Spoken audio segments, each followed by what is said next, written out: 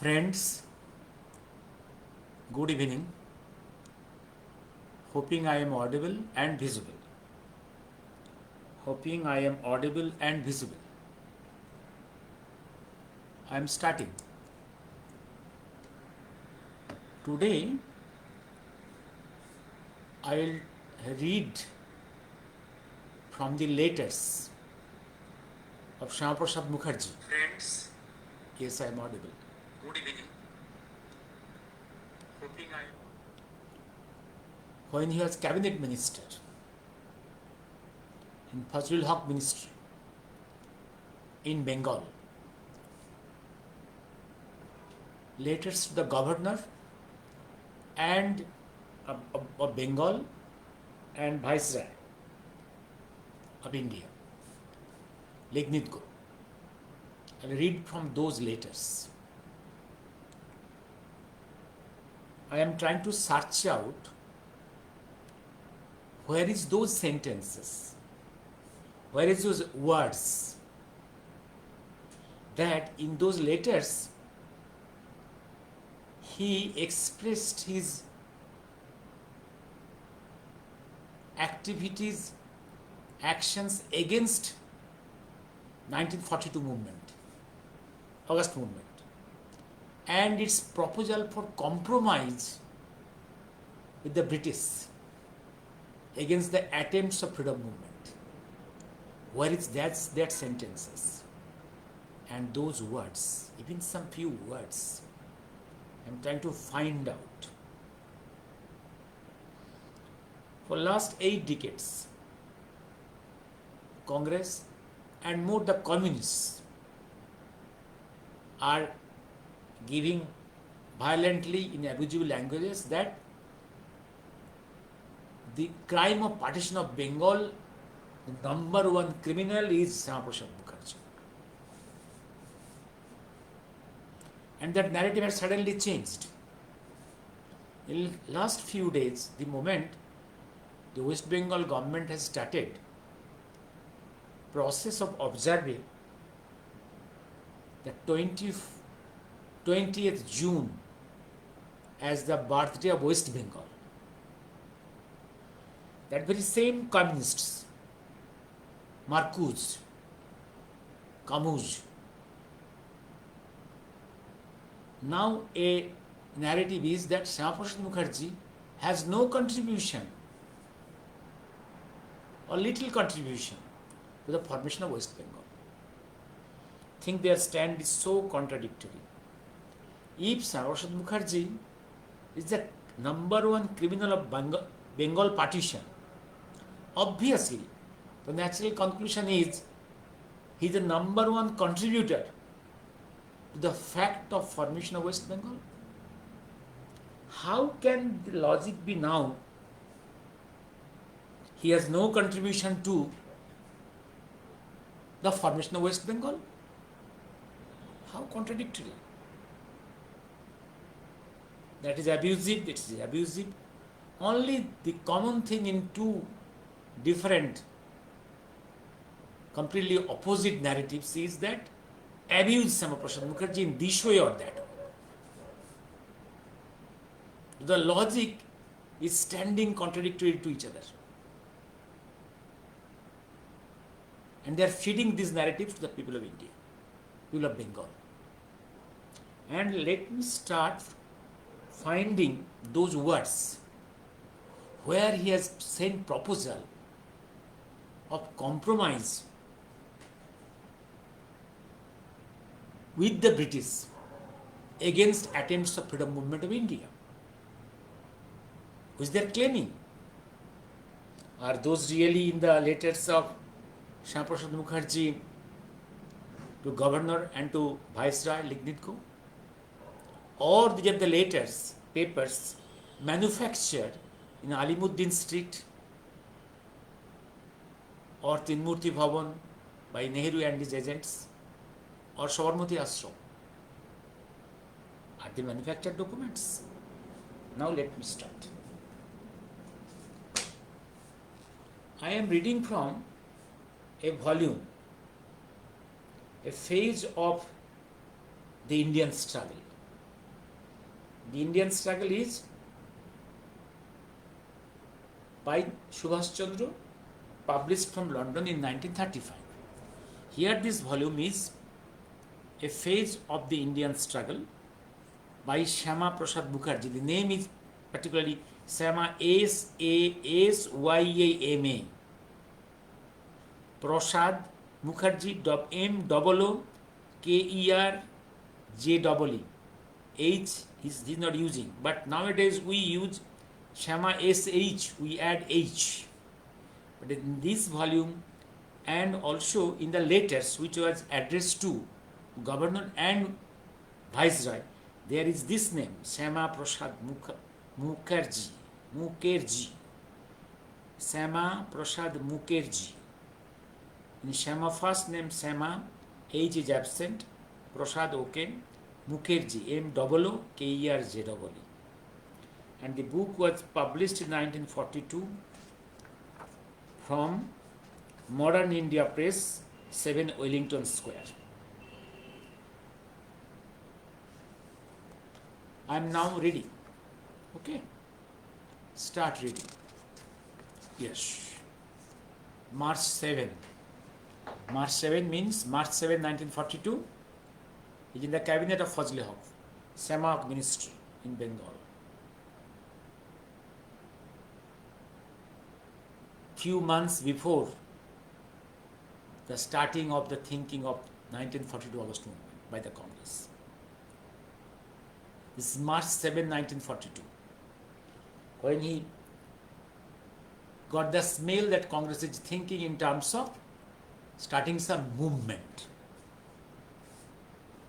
That time he is writing to Governor, my dear Sir John Harbert. The second page of the letter I am reading. The first phase he has described how miserably the British Army has failed to protect Southeast Asia, the Philippines, Indonesia, Malaysia, Singapore, and Burma, and how the Japanese army has come in the border of British India. In that situation, yes, just the descriptions of that situation. Now, he is telling this is 1942. What will happen in 1943? I am quoting on the second page of this letter, long letter. The fact that everywhere in the Far East, the enemy is finally proving superior to ourselves is a terrible blow to British prestige. If we could have resisted somewhere and beaten down the enemy, something might have been said to keep alive the British prestige. Over and above this, the scorched earth theory, which is being applied in practice elsewhere, is capable of most serious consequences in India. This means that if military resistance fails, important zones will be destroyed by our efforts so that the enemy may not get any advantage whatsoever. This was done in some parts of Russia, but there the people did this themselves after a relentless fight under national command. You should impress upon the Viceroy that even at this late hour, there should be an immediate settlement between England and India so that Indians may spontaneously feel that it is really people's war. A strong representative national government with power to direct the defense policy of India in India's paramount interest has to be set up immediately if we are to win the war. It is only a Chinese generalissimo that has inspired the Chinese people to fight the enemy to the last man. It is Stalin and his compatriots, Russia's chosen men, that have stirred Russia to unprecedented bravery. It is a Churchill, your own man, that gives you the clarion call at the hour of crisis.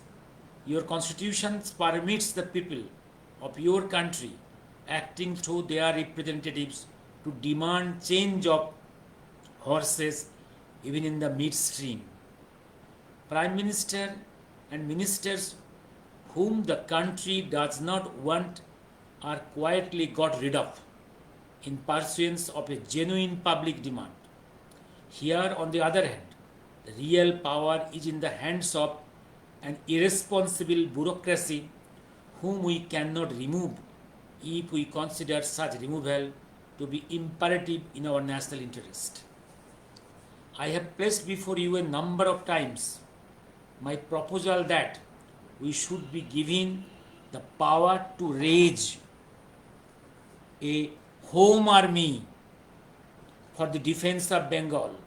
People may join this army without being compelled to sign a bond that they are liable to be sent anywhere that the authorities may choose. You did not agree that this condition could be waived.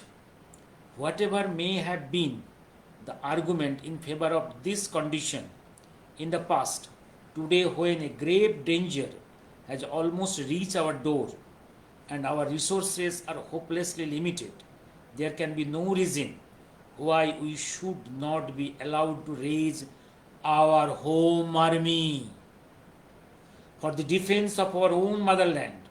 Australia has done so, and the stirring words of the Australian Prime Minister present a wide difference from the policy pursued in India.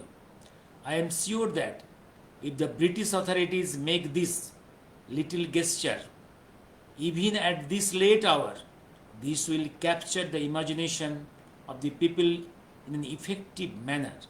The argument which is used by every educated Indian today is that we wish to defend our country, but we can neither raise our own army nor have the necessary arms and ammunitions. Your objection to raise a home army for Bengal even at this critical time like the present is that this is entirely against the Indian army policy.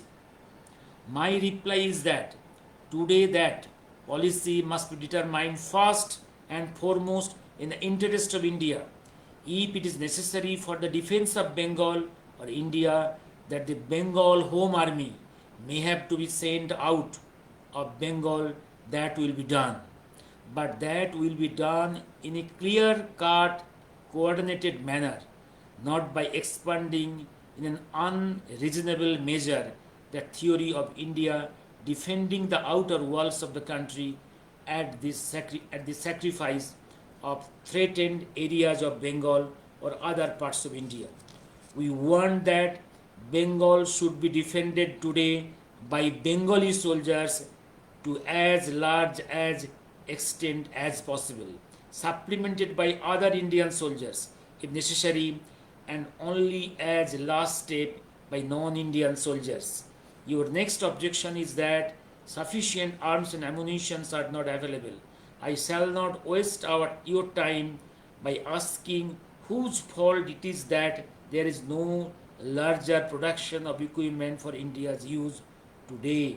But I shall say this, that we shall arrange for increased production to the best of our ability and shall give training to our home army with such limited arms as may be available today. Then I am going to the 7th page, the middle.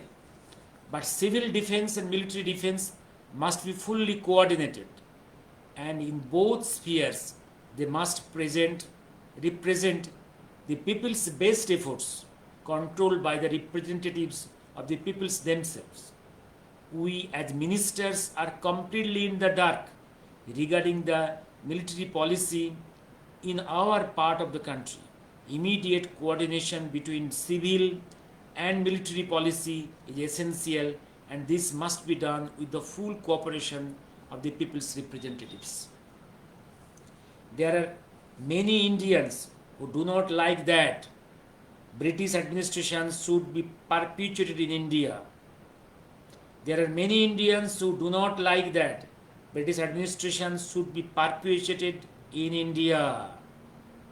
But there is no sensible well-wisher of India who desire that India should start on a fresh career of foreign subjugation under Japan. We have almost reached the end of our journey so far as our relationship with England is concerned. What is required now is a broad statesmanship based on full recognition of the fact that India must in future be controlled by Indians themselves. With tact and courage on both sides, we shall remain as friends for all times to come. But you have to play the game and win back our confidence. Not a day should be lost in retracing the wrong steps taken in the past. I would ask you most earnestly, as one who desires that Bengal and India should be saved from the foreign aggression, that you may come back from Delhi with a definite message that will rouse the spontaneous enthusiasm of the people of this province. You should, on your return, address the legislature and announce that the provisions of the Army Act will be held in abeyance and Bengal will be given the right to raise a special home army of at least 2 lakh people for the defense of Bengal. Other schemes are strengthening the Air Force and for providing an increased production of arms and ammunition will also be taken in hand immediately.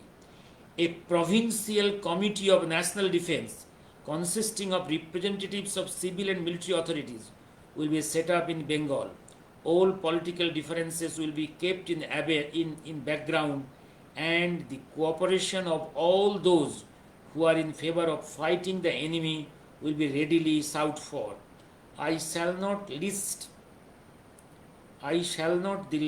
doubt that such an announcement will be held with great earnestness throughout the province and shall usher in a new spirit that will face the enemy dauntlessly. Syama Prasad Mookerjee to Governor. Now second letter, warning voice, 26 July. Again, this is before the call of August movement on 8th August by Gandhi. Long before that, July, August, yes. I have been thinking over the question which we discussed at some length, Mr. John, yes, to the Governor. At last cabinet meeting, specially arising out of the threatened Congress movement. If Congress is thinking of some movement, in anticipation, he is writing this letter to Governor. It is of utmost importance that there should be a complete understanding between you and the Governor. You as Governor and your colleagues during the present critical period. I am addressing this letter to you today entirely on my own behalf, but I propose to send copies of my letter to my other colleagues and especially show it to Chief Minister after his arrival in Delhi. You will recall that the present cabinet consists of representatives of different groups in the legislature which did not exactly see eye to eye with each other on many vital political questions.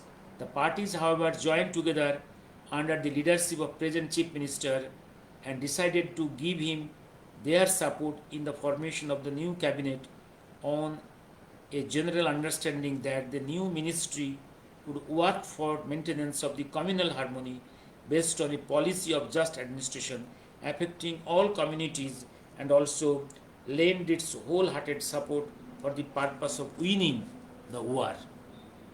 We all felt that the salvation of India lay not in emphasizing our mutual differences but in minimizing them as far as possible during the present emergency and in concentrating on those vital issues which equally affected all communities, especially realizing the need for maintenance of internal security and strengthening of war efforts in an effective manner.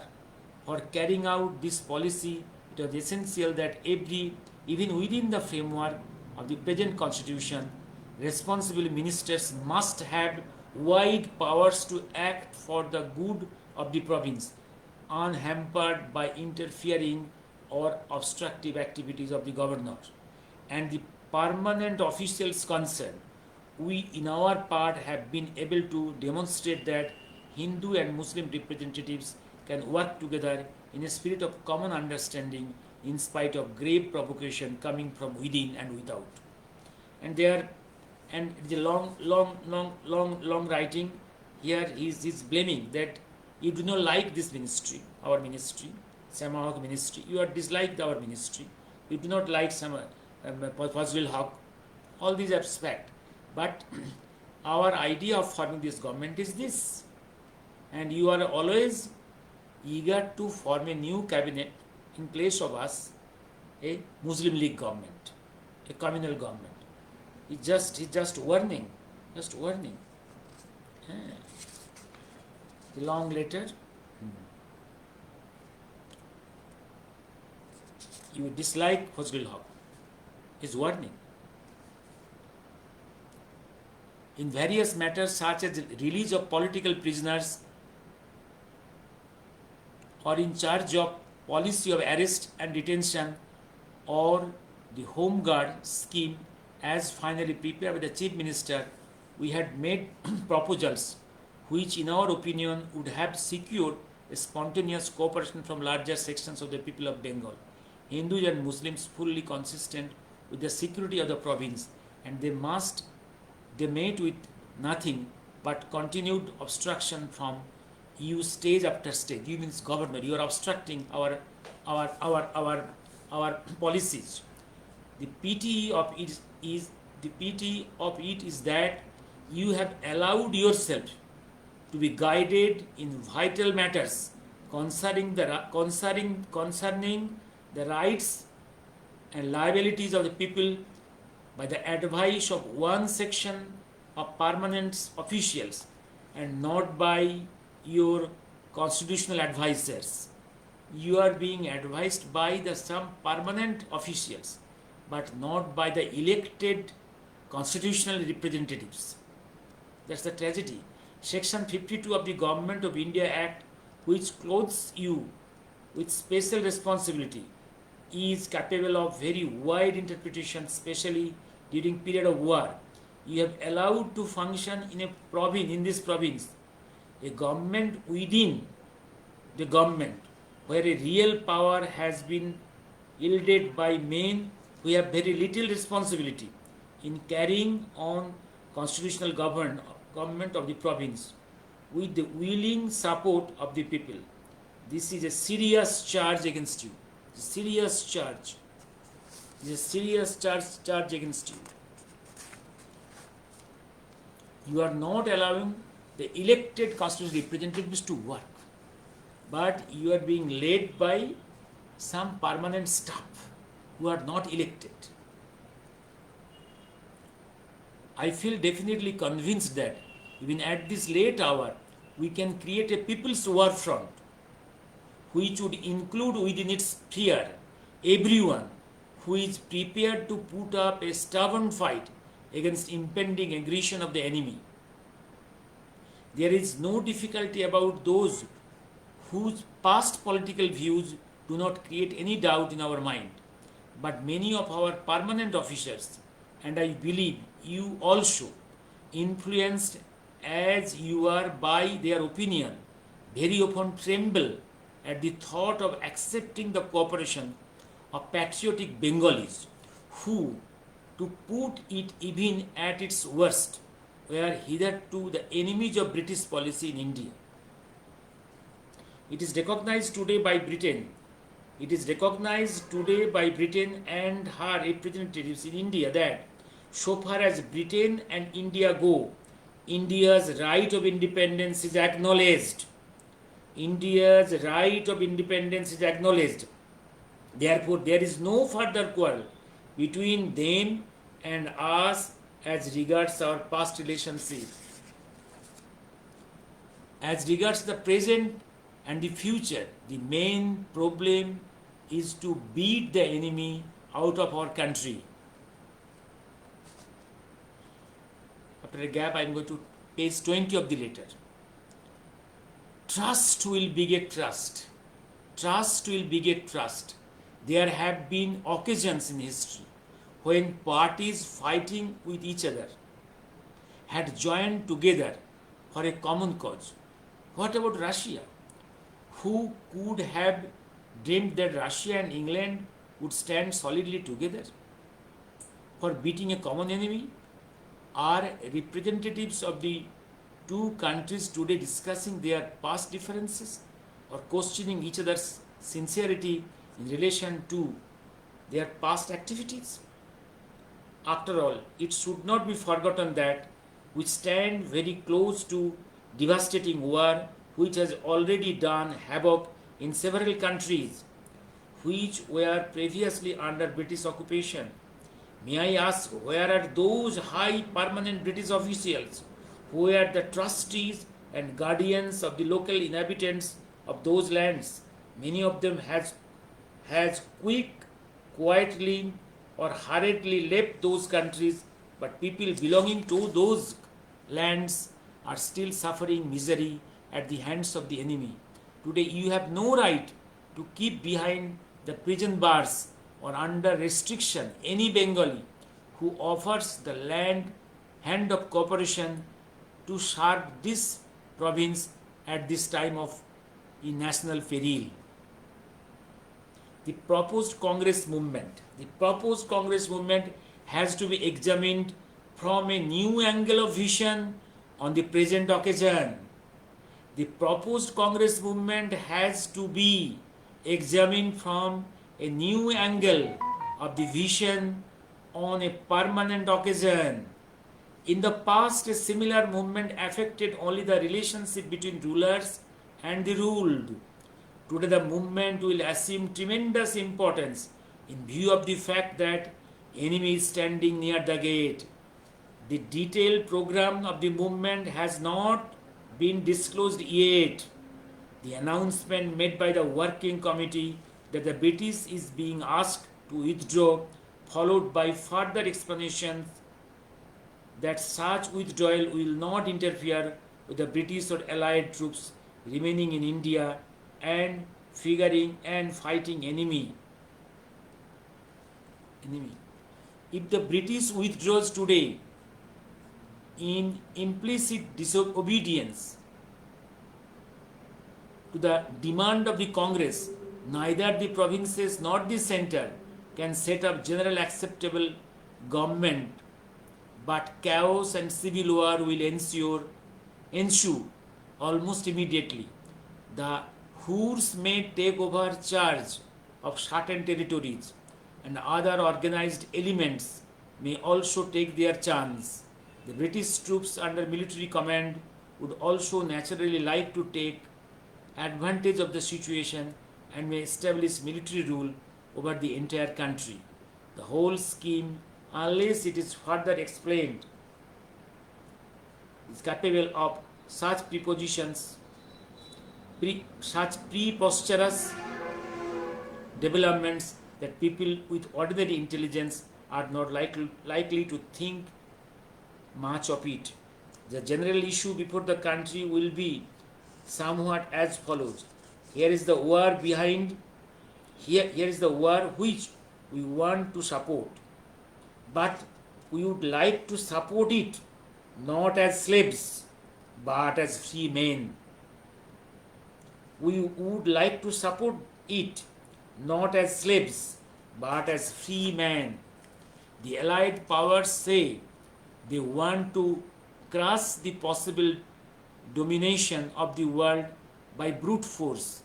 But when it comes to the question of giving real power to India, all sorts of obstacles are raised and India continues to be a dependent country. If that is the situation and if England refuses to settle with India, it proves that this war, whatever may be the result, will not alter the fate of India. It is therefore necessary that India should in a non-violent spirit, record her protest against the manner in which her just claims are being treated by the rulers who pay lip sympathy to the cause of the world freedom and progress. Such will be the line of argument. The question is now to combat this movement in Bengal.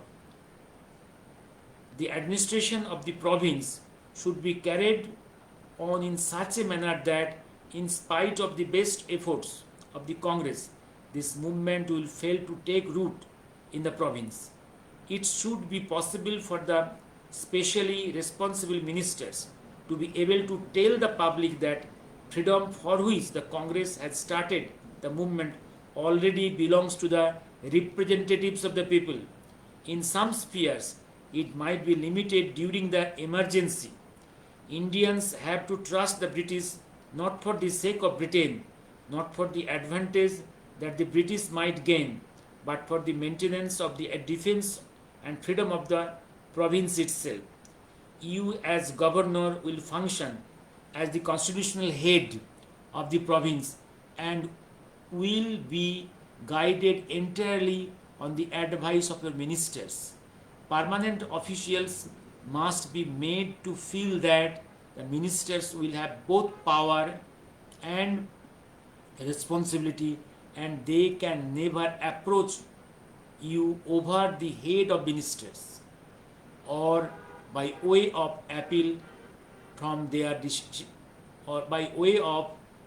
appeal from their decisions.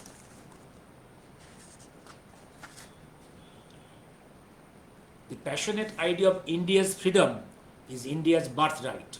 The passionate idea that India's freedom is India's birthright. Japan, which is coming to occupy India, must be resisted at any cost. They must be given proper occupation and scope for serving their country. I would immediately adopt a scheme of militarization under proper military control. I have repeatedly asked you to obtain permission to raise at least 1 lakh of Bengali soldiers for the defense of Bengal.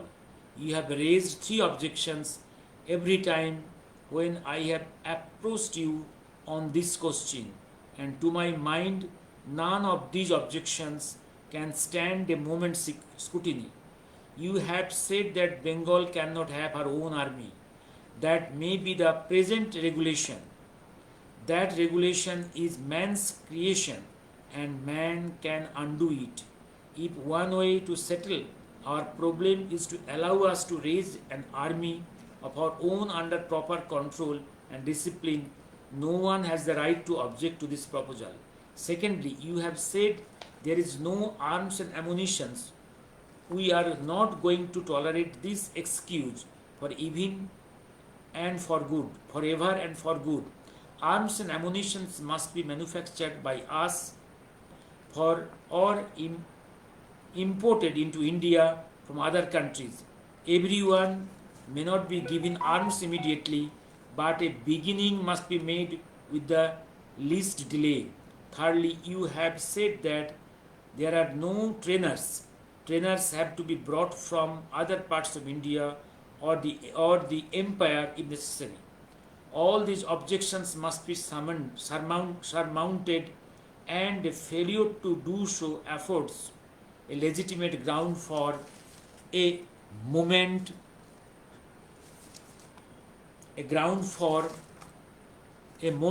such as Congress proposes to start. And in this situation, there is this proposal of Congress movement. Yes. And as you are behaving in this way, in that background, there is this proposal of Congress movement. Yes. All these objections must be surmounted, and a failure to do so affords a legitimate ground for a movement such as Congress proposes to start. My country is in danger. I want my countrymen to take up arms for the defense of my motherland. I want my countrymen to take up the arms for the defense of my countrymen. I realize that this has to be done for the present with British cooperation. I welcome such cooperation, but why should there be delay in satisfying this legitimate desire for the people of this country? That the last Bengal battalion failed is no answer. We shall now raise our army under different auspices altogether. Would you have liked our own country to be defended by people belonging to other countries, or you be treated with a similar excuse by your rulers, such as we are accustomed to hear from you? The real obstacle is distrust. Are you prepared to trust Indians or Bengali and Bengalis with arms? There should be no difficulty on this point either. If you say that you have no desire to remain here after the war, when you withdraw, this army will be handed over to the new national government that is to come in future as a result of the Indo-British settlement.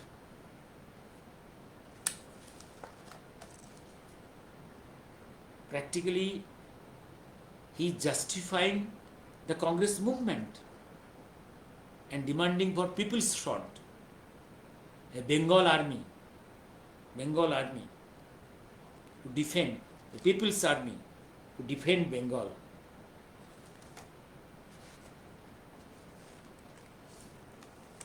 I do not know where is that suggestion of surrender to British.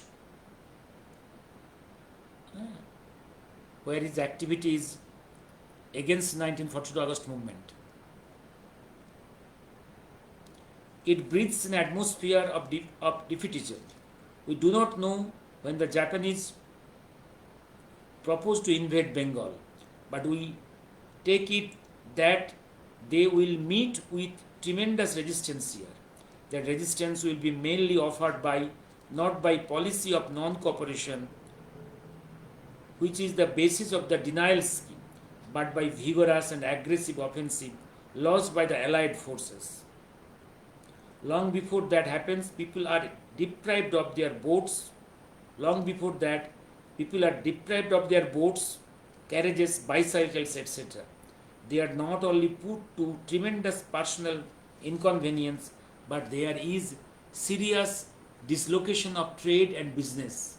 As I said the other day, unnecessarily we have deprived 10,000 persons in one district, that is Mednipur, alone of their bicycles. Are they entertaining feelings of friendship towards us? A revision of the denial policy in consultation with the military authorities is essential so as to minimize the widespread discontent that prevails in all parts of the province. Let legislation and a scheme of effective control be completed, which we can give effect to if emergency requires it. Along with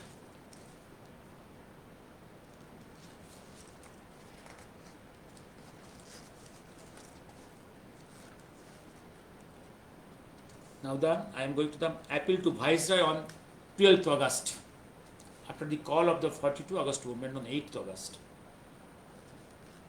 Viceroy, lignit go. For the sake of winning the war, or for mobilizing public opinion and the great resources of India, it is essential that India should have a free political status immediately. For the sake of winning the war and for mobilizing public opinion and the great resources of India, it is essential that India should have a free political status immediately. It is not enough for you to declare that India will attain freedom after the war. Immediate attainment of a free, equal status is not a mere expression of an abstract right but an essential condition for the successful prosecution of the war itself.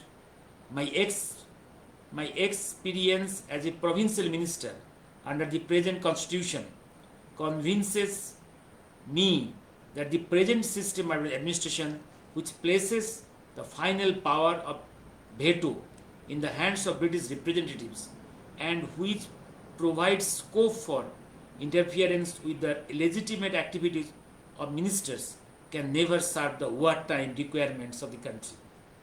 Gigantic preparations for India defense cannot be made satisfactorily unless a national government has the power to formulate and carry out a well-balanced policy for this purpose. National government. The relations of Burma should be an eye-opener to all right-thinking British statesmen. The British power which controlled the destinies of that country during the period of its struggle with Japan collapsed and made its exit from the country when it found that it had to yield to the superior strength of the enemy. On the other hand, if Burma was a free country acting with the fullest cooperation with Britain and other allied powers, the people and their representative would not have beaten a retreat but fought with their lifeblood for maintaining every inch of the country whose freedom it was their sacred duty to uphold at any cost. It is therefore essential that India's free status should be recognized immediately and the people of the country called upon to defend their own country in cooperation with the allied powers and not merely look upon Britain to fight the impending aggression.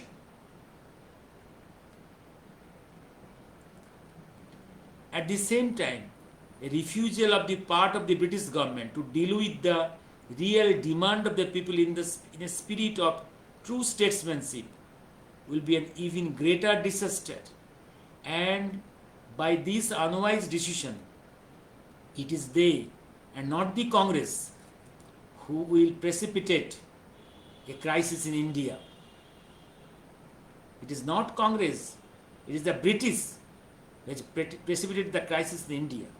Just as Congress has a duty not to do anything suddenly, which is bound to lead to chaos and disaster, so also have you a similar duty to ensure that there can be no just cause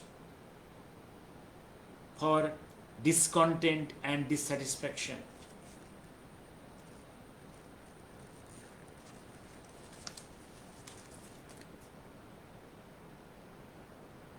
For the sake of winning the war and for mobilizing public opinion and the great resources of India, it is essential that India should have a free political status immediately.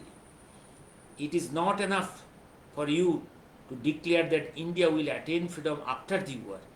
Immediate attainment of a free and equal status is not mere expression of an abstract right but an essential condition for successful prosecution of the war itself.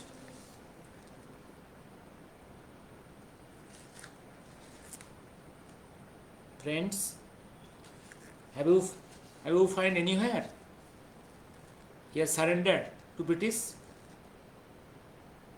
He is acting anyway against the freedom fighters, anywhere against the freedom 1942 August movement. Now agenda he is putting agenda Number one, British government should declare that India's freedom is formally recognized. First condition. Second condition, the Viceroy or one deputed by the British cabinet will be authorized to negotiate with Indian political parties regarding the formation of an Indian national government to whom power will be transferred. Indian national government will declare its determination to fight the excess powers, and it will not conclude a separate peace with the enemy. The war policy of India will be in accordance with the policy determined by the Allied War Councils on which India will be represented. The Commander-in-Chief will remain in charge of the operational control of the war in India and will carry out common policy of the Allied War Councils. Indian national government will be able to raise an Indian army whose aim will be to help in the maintenance of internal security and also to defend the country against foreign aggression. 6. National government will be composite in character and will include representatives of important parties and groups in a country. It will be set up provincial governments. It will set up provincial governments also on similar basis. The members of the central and provincial cabinets will not be confined to members of the legislature, but may include outsiders who may yield influence in the country and may be of special assistance during the period of war. The Indian national government, point number 8, the Indian national government will concentrate on an active policy of industrialization and economic uplift of India, and so that the India may effectively prosecute the war. Point number 9, the Indian office will be abolished. India office will be abolished. The India office will be abolished. As regards the future constitution, the Indian national government in due course will take necessary steps for the formation of a constituent assembly for this purpose. Friends, have you seen anywhere that Syama Prasad Mookerjee has surrendered to British, is compromising with the British, and is against any freedom fighter, any freedom movement, anywhere?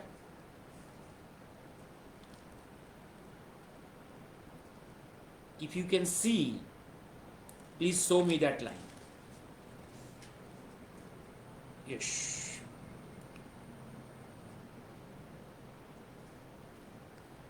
Yes.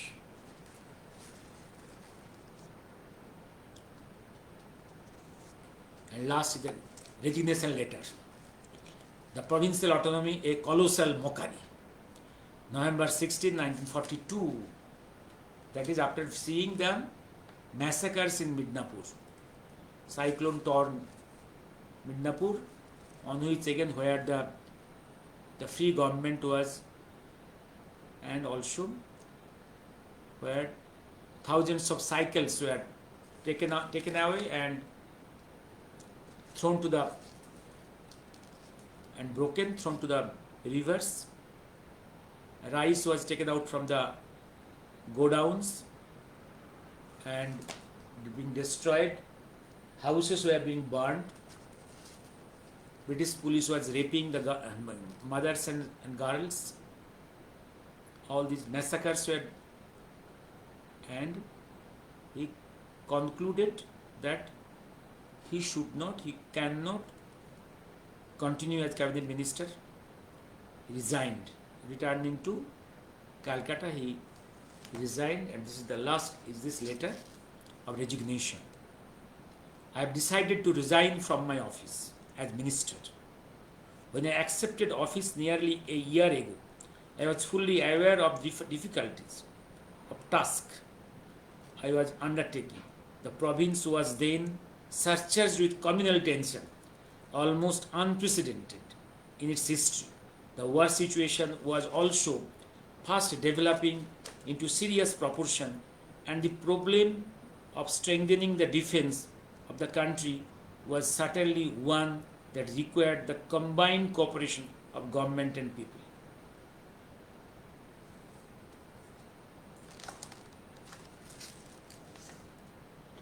let me refer briefly to the general political situation in the country. My letter to the Viceroy fully explains my viewpoint, but I should record here the extraordinary manner in which you acted when you received information of the policy as determined by the Government of India regarding the threatened Congress movement. When the letter from the Government of India came to the Chief Secretary, you showed it to and discussed it with the Chief Minister, who rightly suggested that the policy enunciated by the Government of India on so important subject should be fully discussed by the cabinet. You deliberately rejected this advice and even asked the Chief Minister to keep back the contents of the letter from his colleagues.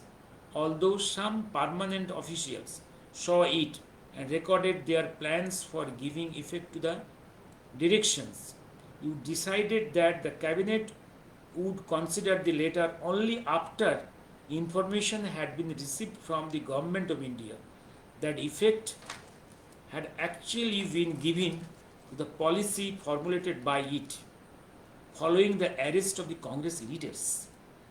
When on 9th August, after the arrest of Congress leaders at Bombay, you asked all these things, I pointed out to you that your action was extraordinary and brought provincial autonomy to a state of ridicule. You expected ministers to stand by you on the basis of collective responsibility, but declined to trust them and consult them on such a vital matters, except at the very last moment when consultation was indeed fruitless.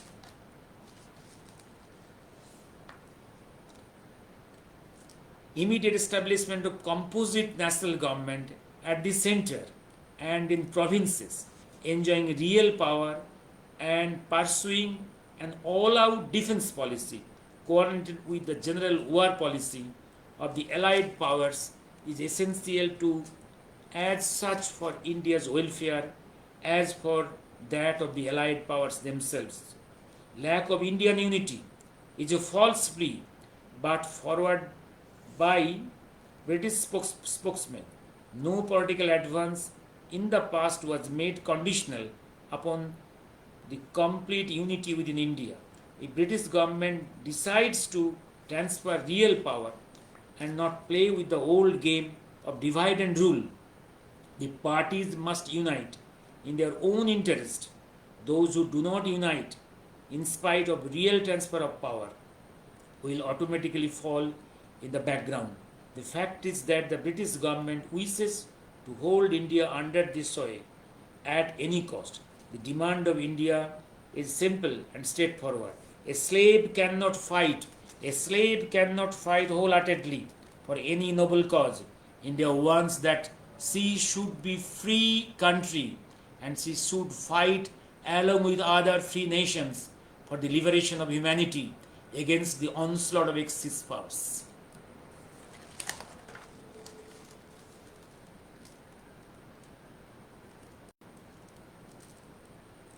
We want this country to belong to and to be governed by ourselves.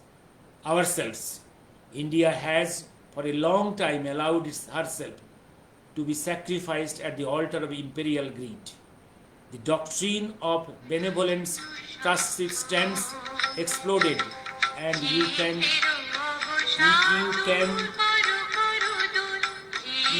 no more throw dust into our eyes.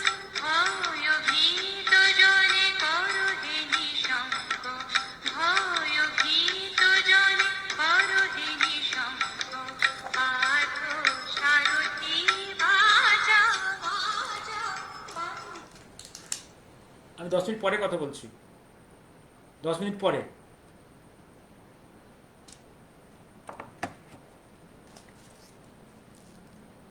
The British government has failed to realize that India cannot be roused to a passionate fervor and devoted activity such as witnessed in Russia and China unless Indians feel that they are free men and their freedom is to be saved, no matter at what sacrifice.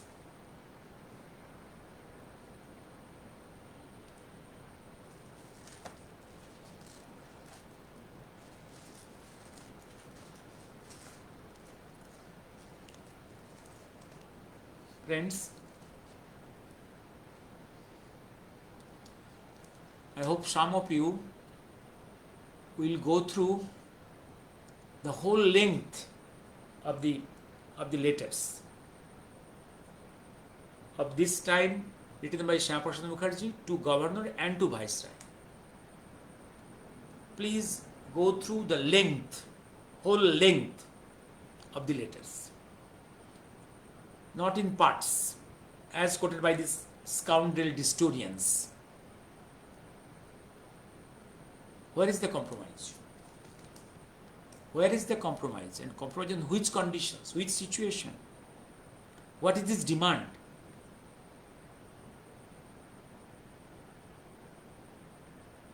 Please go through. Please go through. Please go through. How they are claiming, and the communists are telling all these things, who are themselves under British control. British control. They are the agents and puppets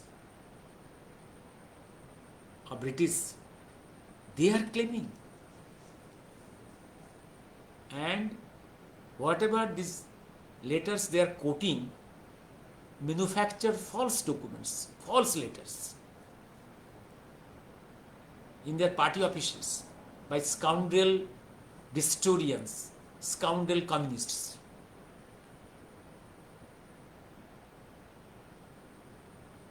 Where is those documents? Where is those letters, those sentences, those words by Syama Prasad Mookerjee to Governor of Bengal and Viceroy of India? Where is his sentences expressing his desire to fight against the freedom fighters, against August movement, against the interest of against the path of freedom of India?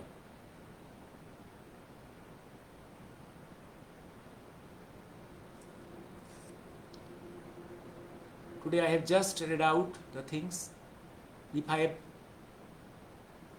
wrongly read it somewhere, please point out where I have distorted the sentences in my reading.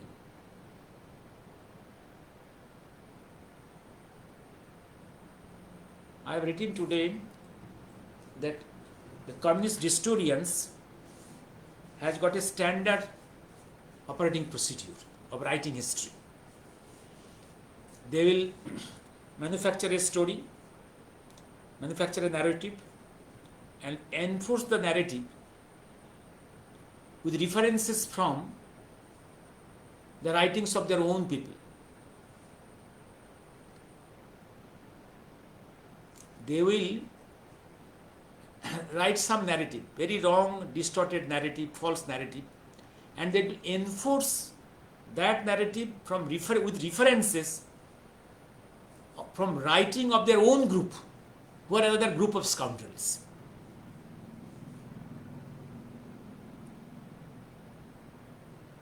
This is a standard operating procedure of writings of the communist scoundrels, the communist historians. They are not historians, they are historians. That's why Nehru and Indira was so much happy in handing over that the works of writing history, books of political science, politics, sociology, all these things, to the hands of the communists. Communists have got a fine art of distorting facts, mispresenting, under coverage of sweet words, a sweet articulation, and to cloud everything, to confuse the people. They are the masters of mispresentation, distortions of facts. They are the group of historians a criminal historians. Ask those scoundrels to show a line where Syama Prasad has surrendered to British, has acted as the agent of British, and where he has done anything against the freedom movement of India, against the 42 August movement.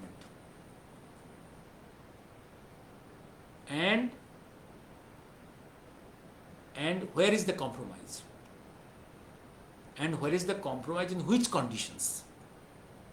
And what for?